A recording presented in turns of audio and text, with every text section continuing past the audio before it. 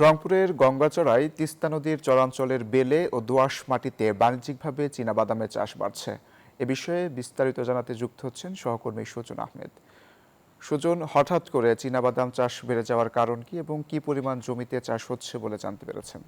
অঙ্কুর, আপনি জানেন যে আমি দাঁড়িয়ে রয়েছি রংপুরের গঙ্গাচড়ায়, সেই মহিপুর চরাঞ্চলে যে চীনাবাদাম আবাদ হয়েছে। এখানে মাটির দোআঁশ এবং বেলে মাটির কারণে কিন্তু বাদাম চাষের আগ্রহ বাড়ছে চাষিদের।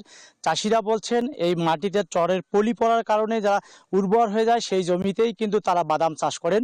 এই বাদাম চাষ করার কারণেই তারা বিশেষ করে এই উপজেলায় ৩৮০ হেক্টর জমিতে কিন্তু এখন বাদাম চাষ হচ্ছে।